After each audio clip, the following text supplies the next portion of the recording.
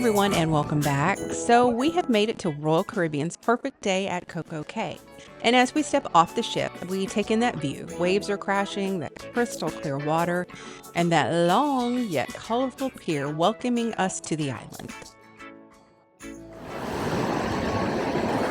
Right at the end of the pier, you will see the tram waiting to take guests deeper into the island. You can hop on, but today we're walking, so you can experience everything at your own pace. As we enter the main gate, the music kicks and it instantly gives you those vacation vibes. It's bright, colorful, and full of energy. CocoCay style, if you will.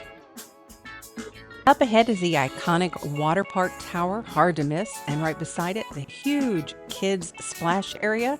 If you're traveling with little ones, this is where the day begins. Slides, sprayers, and nonstop fun. Next, look up and you'll see the guests ziplining right over the pathways. And right around the corner is Captain Jack's. We'll talk about that in just a moment.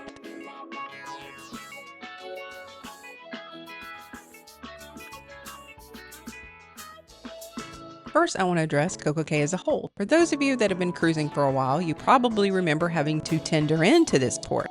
She has grown quite a bit, and she can be a little intimidating if you have not been there already.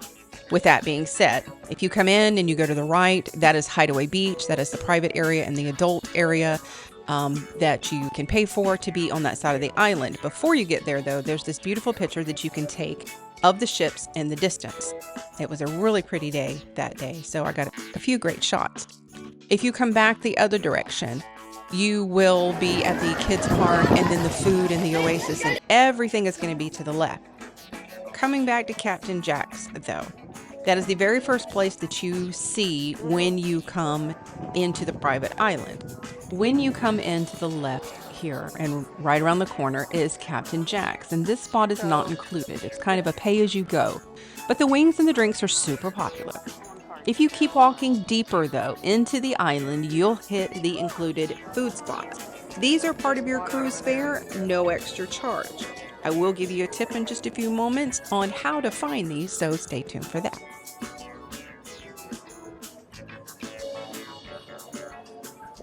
It was a hot day, so I was more interested in something to drink than the food there. If you're interested in the food on this island, go back and watch the video on food on Utopia of the Seas.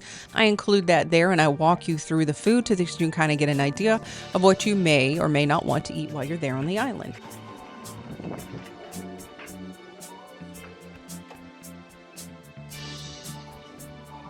The areas had plenty of places to sit, and they actually were in the shade.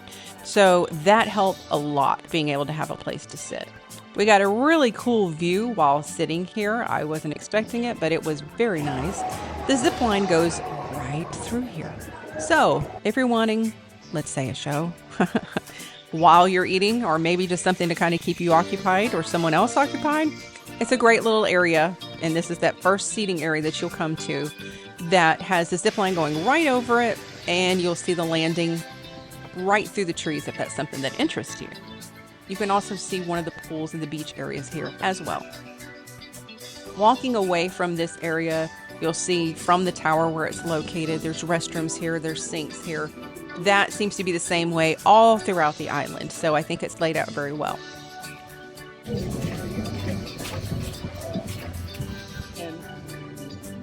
Now we're heading into the Oasis Lagoon, the largest freshwater pool in the Caribbean. Music, a huge swim-up bar, a space to relax everywhere. This, I would probably say, is the heart of CocoCay.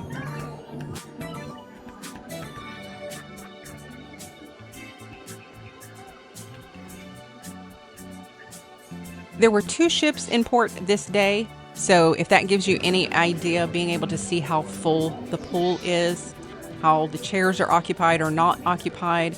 Obviously, it was us, Utopia, that was there, and Jewel of the Seas.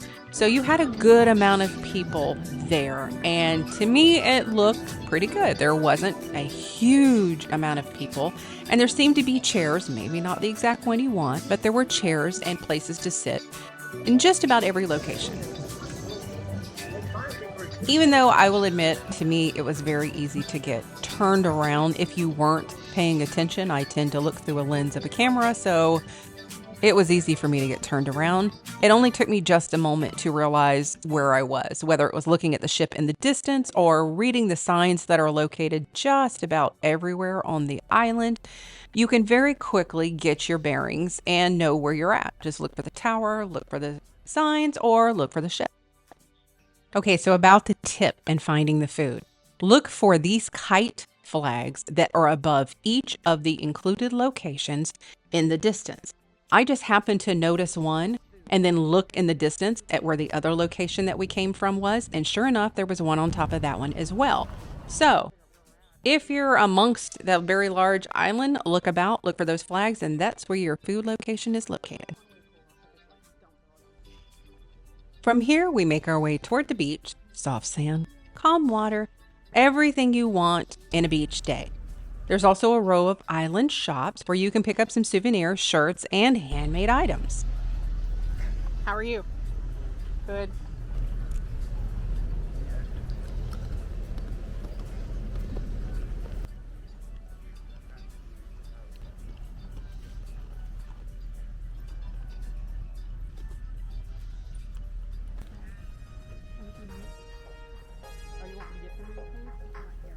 When I speak of little sitting areas, you see what I mean. It's well thought out, even with the shops. You may not want to shop. You know who you are.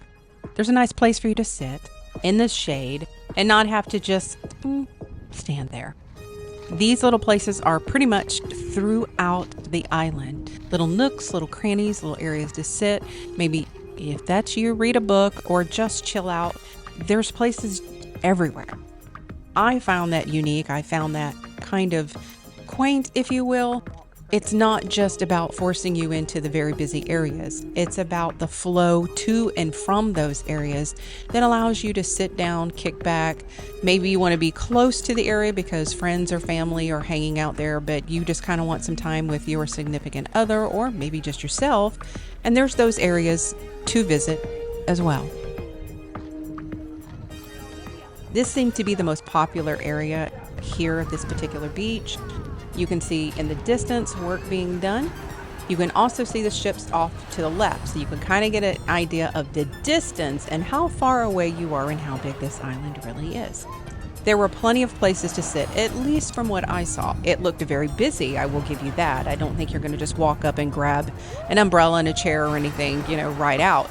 But there were areas to sit, relax, and just enjoy the day. I showed you the map in the beginning, but you can see where we are now, the beach, where we came in at the pier, and where the oasis pool or lagoon area is to give you a kind of an idea of where we have walked so far.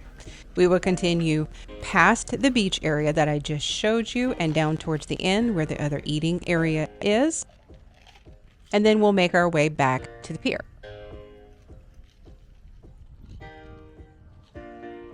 Again, as I said, along the way, there are signs that give you an idea of where you are, where you need to be, or where you want to be. So be looking out for those along the way. As you see, as we walk along the beach line here, there are more chairs, more umbrellas, more places to sit. If you keep walking, there's even more signs for you guys. So I think they do a very good job of helping you understand the island as a whole, even if it's your first time there. This is one of the other areas that it's the far side of the island that is included for you to be able to eat at. Again, more tables, more shade, more area.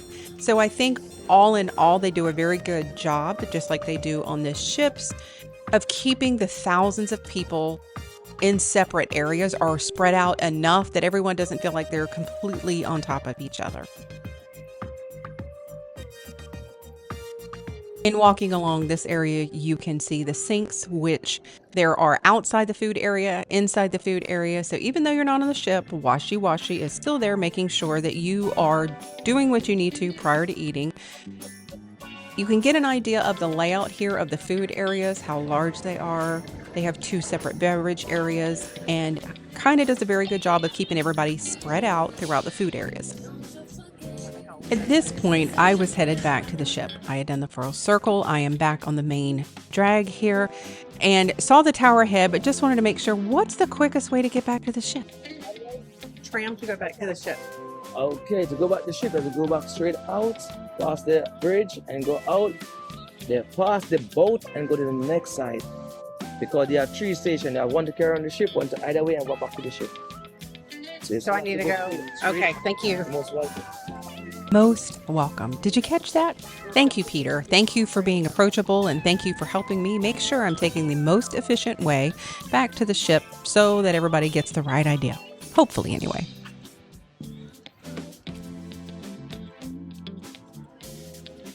Another Ask Me person. I do think, considering that thousands upon thousands of people can be here at one given time, they do a very good job trying to keep anything that might be chaotic under control. We continue our walk across the bridge, passing by a familiar area for anyone who remembers the old CocoCay, the spot where you used to tender in before the pier was built. Big changes, but the charm, it's still there.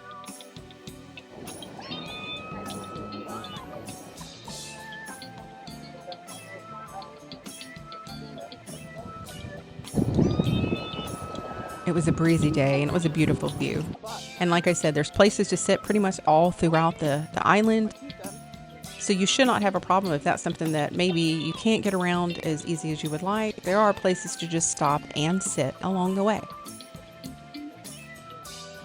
You can see by the tower that I'm headed back to the main area where the tram will pick you up if that's what you choose to go back to the ship. And we stop by this beautiful sandcastle. How creative is that? Just little things throughout the island to keep you busy. Up ahead is the pirate ship and the tram waiting area. This is the front entrance point for the island. Tons of photo ops are here and people take advantage of them, especially if you're traveling with kids. Great spot. As you see where the umbrellas are here, this is the area that you are going to get back onto the tram. If you see on the other side of the ropes here, the tram comes up and will take you back. So there is an area to stand. We chose to walk back, but this is where you can catch the tram if that's something you want to do. Now comes one of my favorite parts, the walk back down the pier with a stunning view of Jewel of the Seas right next to the Utopia of the Seas.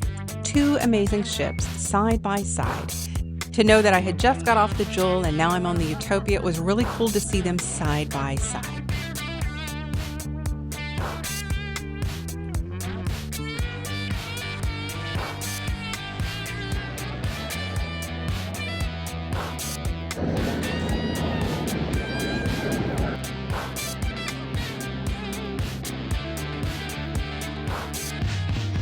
Once we're back on board, we head straight to the solarium. Well, to the room, then the solarium.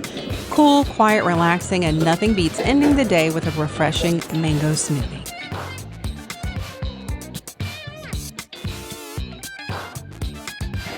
Thanks for walking Perfect Day at CocoCay with us. Be sure to subscribe and remember, travel more, live life, find joy, and until that next adventure, we'll see you next time.